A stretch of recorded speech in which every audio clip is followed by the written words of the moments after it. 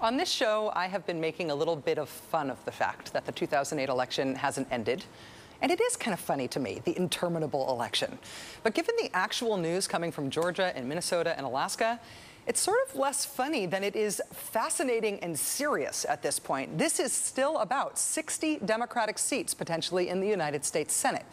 And if my non-scientific basic math in my head is accurate, there is a real chance tonight of a filibuster-proof, presumably pro-Obama Senate. Georgia is a tough runoff election. Minnesota is a practical tie heading for a recount. And Alaska, there's a lot to say about Alaska. We're getting to that in just a second. First, though, to Georgia.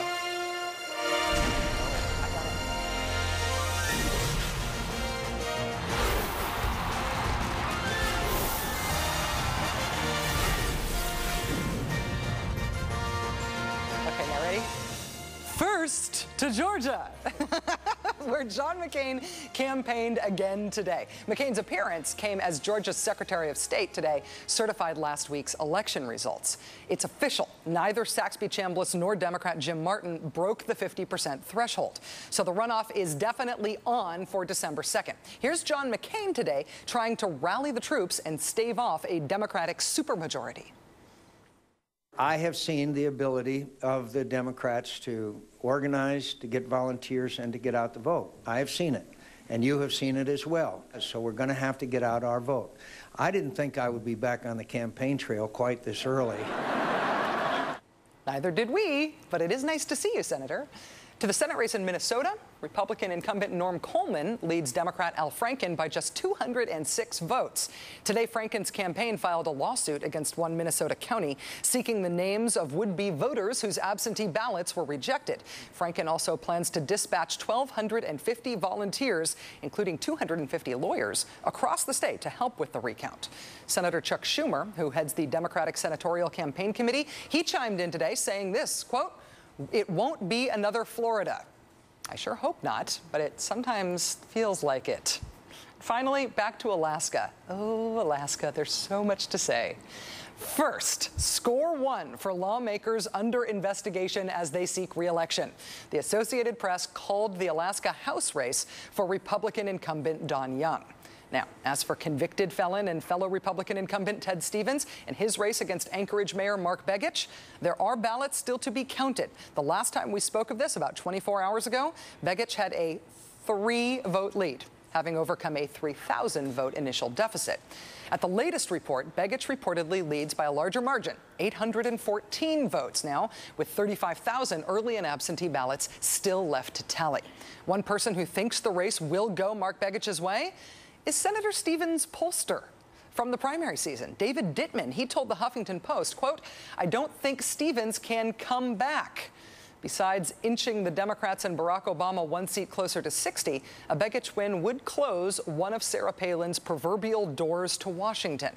For example, Stevens wins, gets expelled, Palin runs in a special election and winds up in the Senate. So it would be a double bonus for the blue among you if Begich won.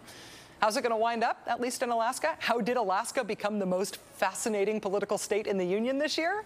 Well, joining us now is Anchorage Mayor, could-be Alaska Senator, Democrat Mark Begich. Mr. Mayor, thank you for coming on the show tonight. Thank you very much. How confident are you that your lead will hold, and how confident are you in the counting process at this point? Well, I guess I just say the line we've been using, we're cautiously optimistic. We like where we're at today. And as I was walking into the studio tonight, one small little area of Alaska had 69 votes come in, and we gained 10 more. So we're 824 ahead today. So that's in Alaska politics, that's a super landslide. I know when I won my mayor's race in 2003, I won it with a great landslide of 18 votes. So I'm used to this. And it's what I've always said, this race will be a close race.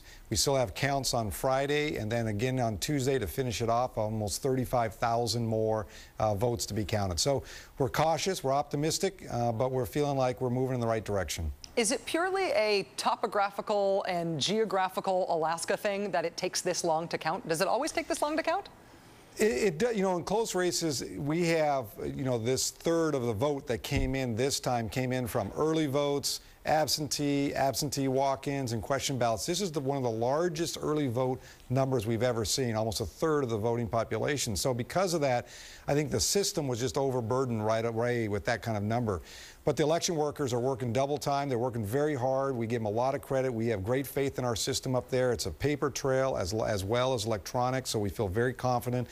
But there are votes that do come in from rural Alaska, and if they're coming in by mail, in other words, they're being mailed out, and the planes are delayed because of weather conditions, it can take a little while. So we're confident this is a normal process. It's a little bigger, like I said, about a third of the vote coming in from early votes, absentee. That's a big number for us. But that was something we worked double time on. We really pushed the envelope, getting people to vote early, get our votes into the bank basically early on. I even voted 2 weeks early. My vote wasn't counted till just yesterday, so I was still out.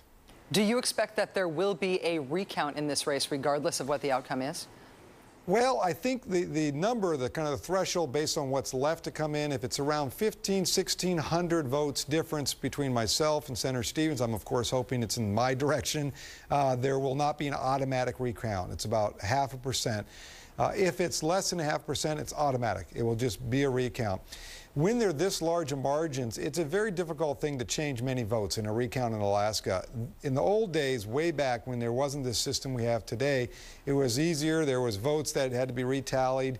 But in this situation, I think it's going to be very difficult. If we're well over 1,500 votes, it'll be difficult to change those numbers. Is the situation from here on out one that would be familiar to national observers in the sense that there will be lots of lawyers landing in Juneau, landing in Alaska, trying to monitor this, you and your campaign team sort of hovering, as well as Senator Stevens and his campaign team hovering? Is everybody on site, in touch, really involved in a hands-on way with this?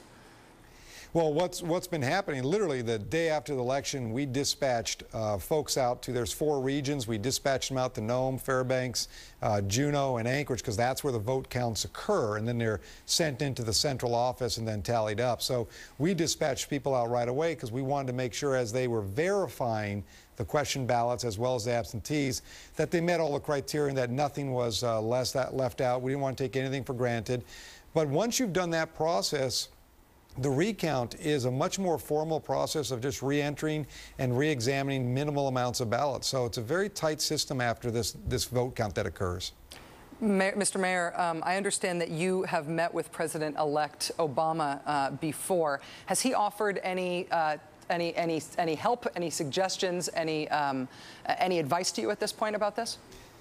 Well, not about this situation. I will tell you, it was several months ago during the campaign, I got a chance to have a few words with him privately in the mayor's conference, which I sit on the advisory board, and I had a chance to talk to him about Alaska issues. I talked about the gas line and how important that was for not only Alaska, but for energy independence for this country, as well as another item called NPRA. It's a very technical item, but it's an oil lease sale up in Alaska. Both of these supported by environmental communities as well as development communities.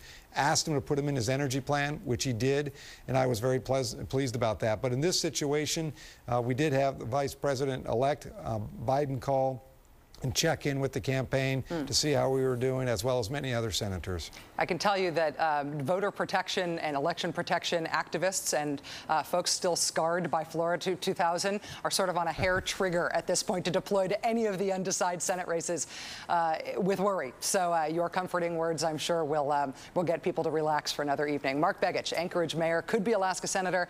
Thank you very much, sir. Thank you very much, and it's an honor to be here. So what is going to happen?